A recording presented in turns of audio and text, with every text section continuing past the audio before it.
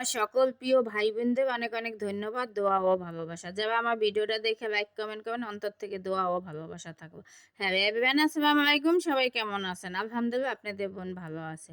প্রতিদিনের মতন একটা রেসিপি নিয়ে আসলাম, আর আজকে এসে কি রেসিপি দেখাবো সেটাই আমি অ্যারাবিয়ান বিরিয়ানি রান্না করব।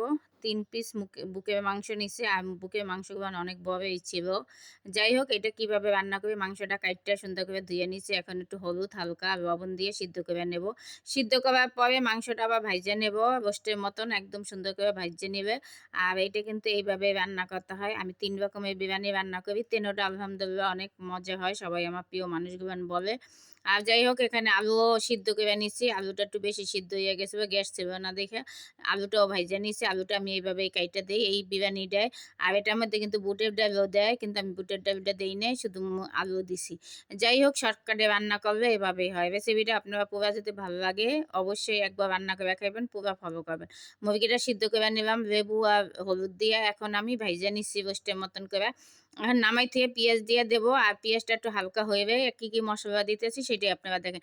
এখানে জয়ফল, জয়ত্রী, পোস্তদানা, শাহি জিরা, তা বাদাম বাটা 2 পদে, আদা রসুন সব দিয়ে এলাচিটাও বাইটা নিছি, না আমার মুখে বাজে, সব বাইটা নিছি। এখন এই মশলাটা সুন্দর করে কষাই নেব। আর লাগতে আছে আমার লাল মরিচের গুঁড়া, যারা ঝাল খাইবেন লাল মরিচ। আর আমি কিন্তু এখানে গোলমরিচও বাইটা দিছি, আমি একটু ঝাল বেশি খাই দেখে। আর গোলমরিচটা দিলে কিন্তু টেস্ট অনেক ভালো আসে, আর লাল মরিচটা দিব। যাই হোক, লাল মরিচটাও দিতে আছি। এখানে আমার আর লাগতে আছে টমেটো, লাগতে আছে লবণ স্বাদ মতন দিব, যেহেতু সিদ্ধ সময় লবণ দিছে, আপনারা আপনাদের মতন দিয়ে নেবেন। আর সব করে কিন্তু এক এক করে মশলা দিতে আছে। আর এখানে একটু টেস্টিং সব দিয়ে দিতে আসি। আর বিরিয়ানি মানে তো বুঝেন অনেক মজা হয়।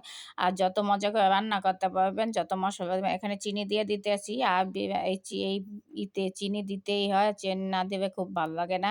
যাই হোক, এখানে 2টা টমেটো নিয়ে নিছি। এই টমেটো 2টা লাল অনেক টুকটুকা, টমেটো 2টাও দিয়ে দিছি। আর সুন্দর করে যত পারেন কষাই নেবেন, একদম বরিশালে বুন বুঝবে কষানো, বুঝছেন?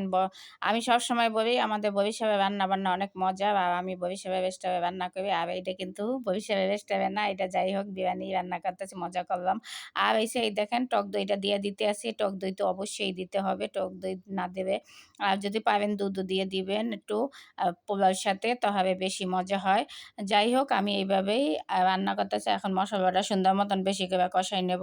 আর কি কি মশলা দিছি এত সবার মুখে বলেই দিলাম, দেখাই দিলাম, আপনারা ওইভাবে রান্না করবেন। আমার এই বিরিয়ানিটা আলহামদুলিল্লাহ অনেক মজা হয়, সবাই আমার প্রিয় মানুষগুলো বলে মুখে লাগিয়া থাকে। যাই হোক, মাংসটাও ভাইজা নিচ্ছি। এখন আর বেশি রান্না করি নাই। এনে বুকের মাংস 3 পিস দিয়ে রান্না করতেছি, দেখেন তাও কতটি হয়ে গেছে। আমি এনে 2.5 পট চাল দেবো, পরের 2.5 পট চাল দিলেই হবে, 3 পটও দিতে পারবেন। আর একটু মশলা, বিরিয়ানিতে তো আমরা সবাই জানি কম বেশি মশলা একটু বেশি দেই।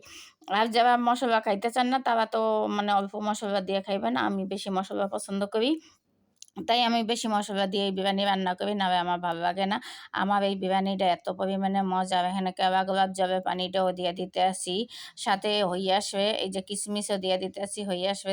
আবার অনেকগুলো ধনিয়া পাতা দেবো। আর এই বিরিয়ানিটায় কিন্তু ধনিয়া পাতা দিতেই হবে, আপনারা একবার বানাই অবশ্যই খাইবেন। আর বলবেন যে কনা রেসিপি সেই মজা। খাইয়ে কিন্তু সবাই কমেন্ট করে জানাইবেন কেমন হয়েছে আমার বিরিয়ানির রেসিপিটা। যদি ভালো লাগে একবার রান্না করে খাইবেন। আর কেউ স্টিকার কমেন্ট দিবেন না, সবাই কিন্তু কমেন্টে জানাইবেন আজকে রেসিপিটা কেমন হয়েছে।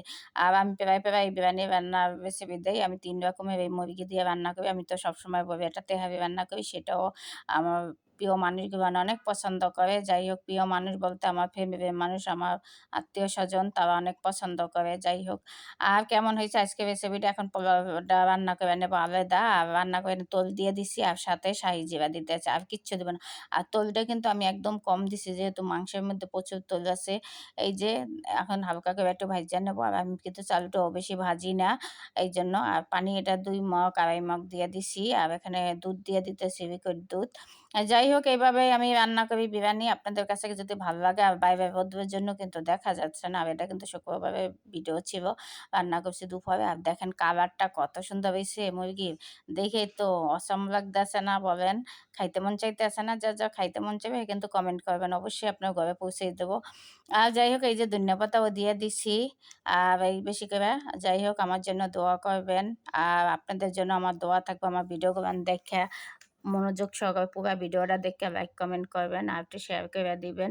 আর আপনাদের না কইরে তো মনে করেন আপনারা শেয়ারও করেন না, কমেন্টও করেন না। আপনাদের সমস্যা কি জানি না। ভিডিওগুলো কষ্ট করে দেখেন, একটু কমেন্ট, একটু শেয়ার করে দিবেন। দয়া করে স্টিকার কমেন্ট দিয়েন না, আমার ভিউটাও কমে যাইতেছে। স্টিকার কমেন্ট দিবে, আপনারা তো সবাই জানেন। স্টিকার কমেন্টে কোনো লাভ হয় না। আপনি একটু কমেন্টে জানাইবেন কেমন হইছে আমার রান্নাটা আজকে। আর আমার কাছে তো খুবই মজা আমার রান্না। আপনাদের কাছে কেমন হইছে সেটাই বলবেন। যাই হোক বোনের এখন এই যে ভাতটা হইয়া গেছে, এখন এটার মধ্যে মাংসটা দিয়ে দিছি। এখন আমি কিভাবে কি করি সেটাই দেখেন। এখন দিয়ে ঢাইকা দিছি। তারপরে কাঁচামরিচ ছিল না, কাঁচামরিচটাও দিতে পারি নাই। এখানে আলু ভাজাটা দিয়ে দিতে আছি। আর এখন জাফরানের পানি দিয়ে দেবো একটু ফুড কালারের সাথে। আর যাই হোক কিন্তু অনেক সুন্দর লাগতেছে এইটাই হলুদ আর সাথে মানে লাল, এটা যে ৩ টা কালার খুবই ভালো লাগতেছে। সবাই ভালো থাকবেন, সুস্থ